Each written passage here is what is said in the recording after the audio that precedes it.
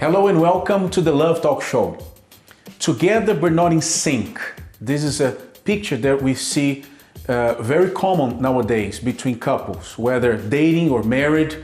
We see men and women struggling to be on the same page, to sync.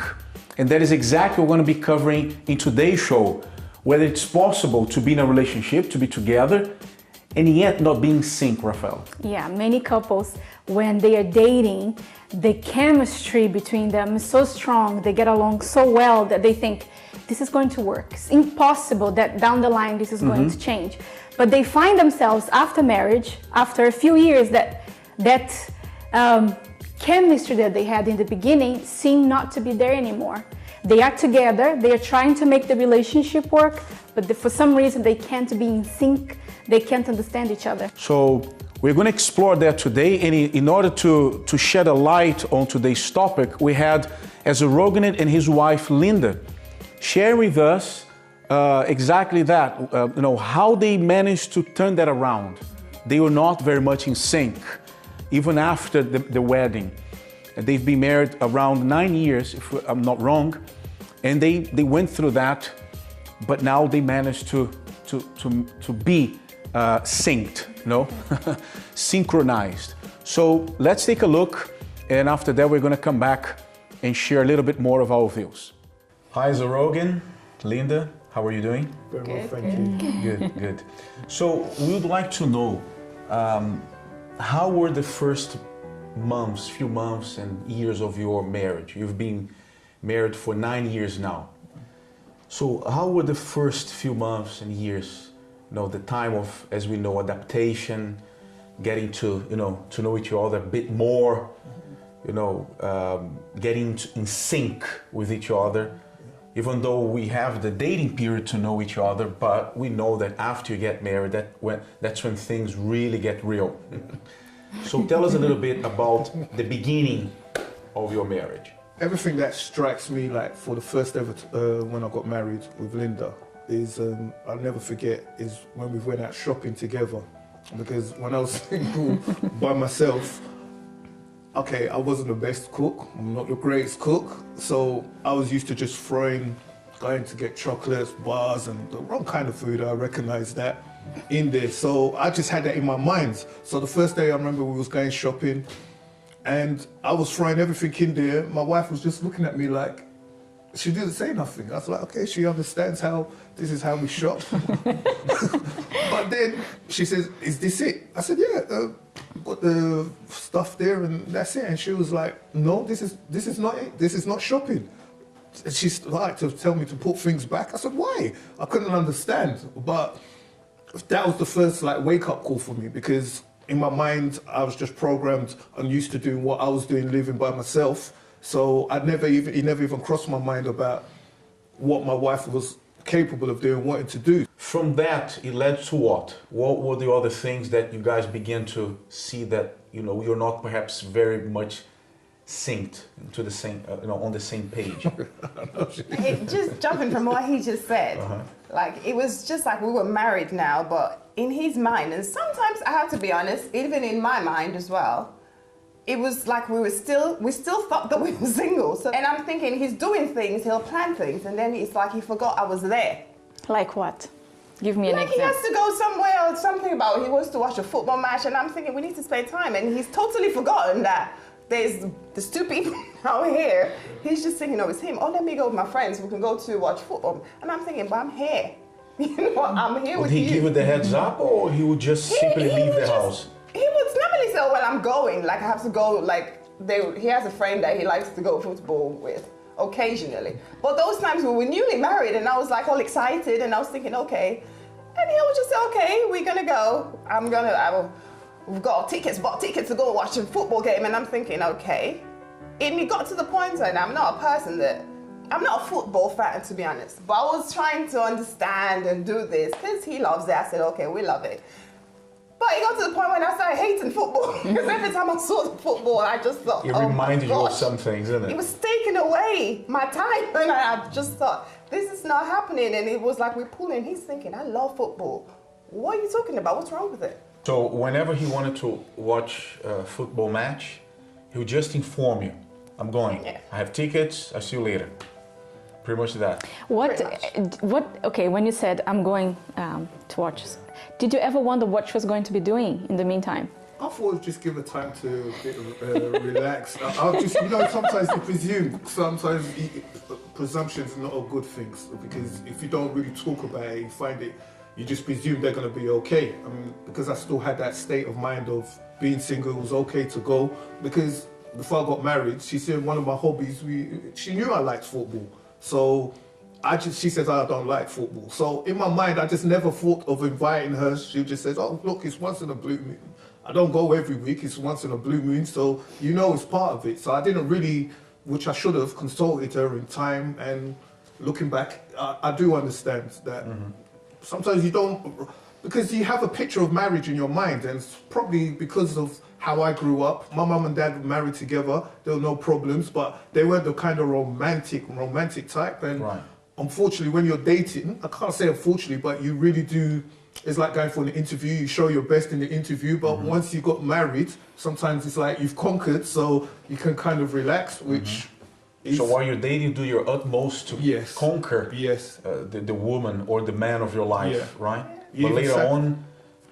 You even sacrifice to miss a football match while you're dating, but when you're married, well, we're married now. Did it happen? Did you sacrifice the match? Yeah, because there's times because you want to meet up. It's exciting. You're leading up to the marriage. You're getting to know. But now that you're married, so it was like, okay, I can put my foot back. Now she'll understand. I'll make it up to her next week. So we're married, and the ring's on the finger, which is not the greatest attitude to have, but sometimes we don't really think about it. But when it came to specific things within the culture of the family, I respected it, because I always like to speak to people in respect, and there was something she did that wasn't her own fault, but I just said, look, in our culture and our parents' culture, respect is a very big thing with the elders, and sometimes trying to get it across to her was a bit difficult, because she kept on comparing it to hers, which was saying, well, we don't do this in our culture. But I said, well, we do it in our culture, this is what it is. So with when I went to her country, everything I was saying, this is how different it was. When we went to your country, when someone gave me drink, food, I kept on saying, oh, thank you, I really appreciate it. And she said, you don't need to keep on saying thank you. But I said, it's out of politeness. You can't just take it and without that. She said, no, you're going overboard. I said, what's wrong with being polite? And I said, what's wrong with these people? I just didn't believe in it, and I couldn't get my head around it. An elder would give you some food, and I'll try to show appreciation for her family members, and she kept on saying, yes, you don't need to keep on saying thank you. Everyone's like, I said, why? What kind of culture is this that you don't say thank you? Now it begs the question, right? Could you foresee that when you were dating? How during the dating period? I don't think that you saw things that way. You expected something else. Yes. Right? So, but what happened then during the dating period? Did you ignore those signs? Did you get to know each other in depth, or you just going out, having fun, and just made the arrangements for the wedding day, and that was it?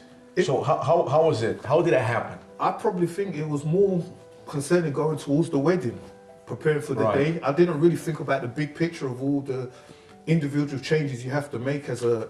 Just before I continue, how long was the dating period? You could say it was like 2 sets of periods, because we dated at first, and to be honest, she had there was things I didn't like in her personality. She had a lot of things that happened in her past that she was bringing into the relationship, and I cut it off. I cut it off. I said, look, things ain't right. I'm not happy with how things are going. You're not making me happy. So I told her it's over, and we finished. So for a year, she got counselling, she got help, and she won back my heart, basically. I don't know to say, but she did. She did, and I saw the changes. I saw her attitude change, and then we dated for another about a year, one year, and then that's when we decided. I said, okay, this woman is a real change when we want to get married. So going back to the first question, then, as you said, you were just focusing perhaps more on the wedding, rather than on some other things, right? So take us a little bit through that period, of the dating period. So looking back now, were there things that perhaps you ignored, or perhaps you would have done differently to avoid certain things at the beginning of the marriage? I believe so. I believe we could have spoken more about what our, because we always say our plans and everything we want to do, but with culture, with what was expected, because probably because we came from both her parents were married until like her father passed away, and like my father passed away. So we just saw marriages. We didn't grow up in a like separate parents or things like we saw bad examples. They were both faithful. So I just took it on board. Oh, marriage is just natural, because sometimes I couldn't understand why do parents break up. We never saw that. I didn't see unfaithfulness from my parents. Nothing. It's almost like a tradition. Exactly. Just go with it. Right? Yeah. Go through the motions and. That's how I thought it was. So in my mind, that's how I thought it was. You get married, you settle, you have your children, you have ups and downs, but nothing to really make you go and do things like lose your mind.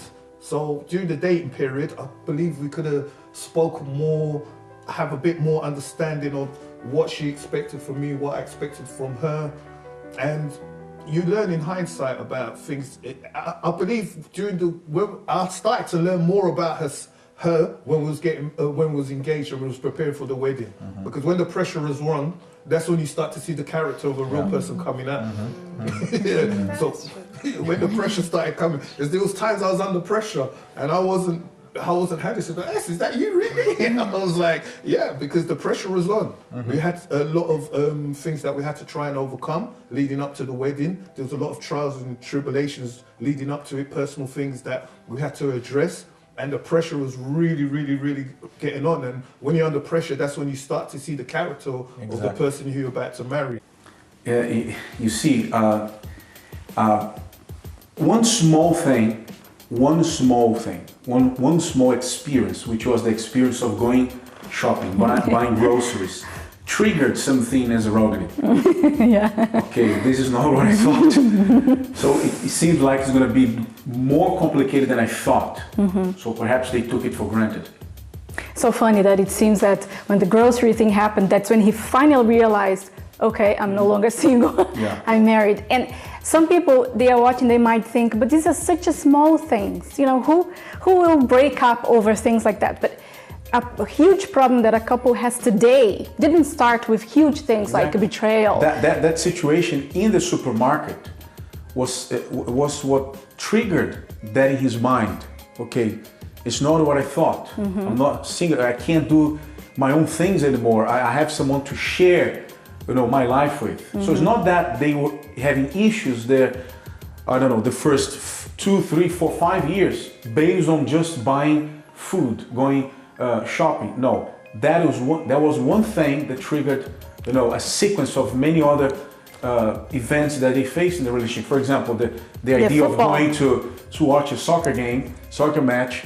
I would just go with my friends. I usually do that. I don't have to tell my wife anything. I just will tell her a few minutes before I leave, or right at the time when I'm about to leave, I'll say, "Hey, honey, I'm going to the so-and-so's match. I'll see you later." And assuming that the person is fine with it. Fine with so that. These are the kind of problems that starts in the marriage and they escalate later on. And we go back once again to the culture thing. We especially in London, we have people from all over the world, and it's bound to happen that they will, end up being someone from a different country, different background, different culture. Upbringing. Yes, and they have to assess that in the beginning of the relationship. When they meet each other, they have to take that in consideration, because it will for sure, not necessarily disturb the relationship, but might cause some friction in the long run. So we're going to go for a quick break now. When we come back, we'll watch the second part of Ezra Rogan and Linda's story. Stay with us.